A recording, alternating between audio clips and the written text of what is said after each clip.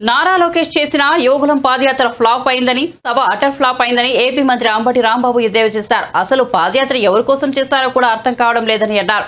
జనసేన అధినేత పవన్ కళ్యాణ్ ముందుగానే ప్యాకేజీ మాట్లాడుకుని సభకు వచ్చారని ఆరోపించారు. చంద్రబాబుతో పవన్ ఎప్పుడూ కలిసే ఉన్నారని, చంద్రబాబు 5 ఏళ్లు అడ్డగోలు పాలన చేసినప్పుడు పవన్ ఎందుకు ప్రశ్నించలేదని అడిగారు. ఎన్నోసార్లు చంద్రబాబు లోకేష్లను పవన్ తిట్టారని, ఇప్పుడు అదే నోటితో ప్రశంసిస్తున్నారని విమర్శించారు. జనసేన కార్యకర్తలను పవన్ మోసం చేస్తున్నారని అన్నారు. జనసేన సభకు రానని ముందు చెప్పిన పవన్ ఆ తర్వాత ఎందుకు వచ్చారని ప్రశ్నించారు. నారా లోకేష్ ను బలోపేతం చేసేందుకే జనసేన పార్టీ పెట్టారా అని ప్రశ్నించారు. అమలు చేయడం సాధ్యం కాని హామీలను ఇచ్చి ప్రజలను మోసం చేయాలని చంద్రబాబు అనుకుంటున్నారని విమర్శించారు. ఏపీ శ్రీలంక అయిపోతుందన్న చంద్రబాబు ఇప్పుడు ఉచిత పథకాలను ప్రకటిస్తున్నారని చెప్పారు. జరిగినటువంటి తెలుగుదేశం పార్టీ జనసేన కలిసి నిర్వహించినటువంటి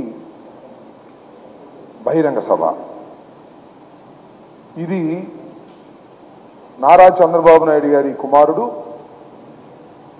లోకేష్ ఒక సుదీర్ఘమైన పాదయాత్ర చేశాడని, ఆ పాదయాత్ర చాలా గొప్పదని, ఆ పాదయాత్ర ముగింపు సందర్భంగా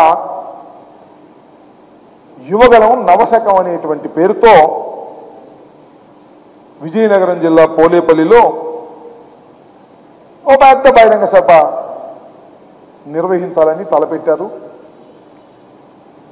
చాలా పోరాటం చేశారు. స్పెషల్ ట్రైన్స్ వేశారు, బస్సులు వేశారు. రాష్ట్ర నలుమూలల నుంచి జనాన్ని సమీకరించేటటువంటి కార్యక్రమం చేశారు. 6 లక్షల మంది కార్యకర్తలు అక్కడికి వస్తారని, జనసేన తెలుగుదేశం పార్టీ కలిసి అద్భుతమైనటువంటి ఒక పబ్లిక్ మీటింగ్ని ఏర్పాటు చేస్తున్నామని, లోకేష్ గారి యువగలం పూర్తయిన సందర్భంగా దీన్ని నిర్వహిస్తున్నామని చాలా ఆర్భాటం చేశారు. చాలా గందరగోళం చేశారు. చాలా పెద్ద ఏర్పాట్లు చేశారు. చివరికి చూస్తే ఆ బహిరంగ సభ తుస్సుమనిపించే స్థాయిలో జరిగింది. ఏంటంటే రాంబాబు గారు తుస్సుమనే స్థాయిలో జరిగింది, పెద్ద పెద్ద విజువల్స్ చూశారు కదా అని చాలామంది అనొచ్చు. నేను మనవి చేస్తున్నా, 6 లక్షల మంది వస్తారని ప్రచారం చేసుకుంటే ఎంతమంది వచ్చారు? వచ్చిన వాళ్ళు ఎంతసేపు ఉన్నారు? ఎవరు ఉపన్యాసాలు విన్నారు? మధ్యలో ఎందుకు వెళ్ళిపోయారు? దీన్ని విశ్లేషించుకోవాల్సినటువంటి అవసరం తెలుగుదేశం పార్టీకి జనసేనకి ఉంది అని ఈ సందర్భంగా నేను చెప్పదలుచుకున్నా. ఇంకో అంశం ఏమిటంటే, అసలు యువగలం ఈ మొత్తం 3132 కిలోమీటర్లు లోకేష్ బాబు నడిస్తే ఆయన ఏమి సాధించాడు?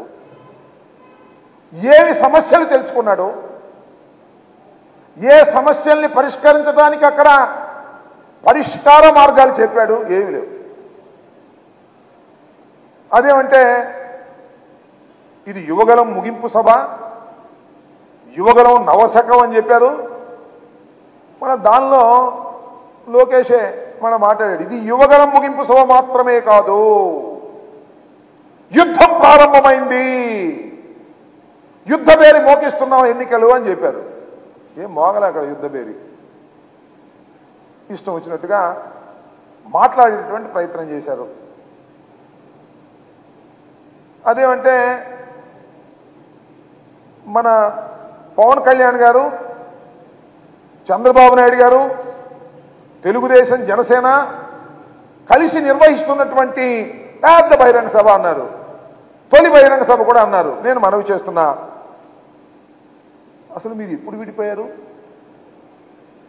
చంద్రబాబు నాయుడు గారు, పవన్ కళ్యాణ్ గారు ఎప్పుడు విడిపోయారు? ఎప్పుడు విడిపోలేదు. తెలుగుదేశం పార్టీకి అనుకూలంగా ఏ విధంగా అయితే పోటీ చేస్తూ బాగుంటుందో ఆ విధంగా పోటీ చేసే కార్యక్రమాలు చేశారు. 2014లో ఆయనకి సపోర్ట్ చేశారు. 2019లో విడిపోయి పోటీ చేస్తే చంద్రబాబు నాయుడు గారికి ఉపయోగం కలుగుతుందని అనుకొని విడిపోయి పోటీ చేశారు. ఇవాళ ఓట్లు చీలకోకుండా ఉండేందుకు కలిసి పోటీ చేస్తారట, జగన్మోహన్ రెడ్డి గారిని ఓడిస్తారట. ఇది తప్ప ప్రజా సమస్యల గురించి మీరు అక్కడ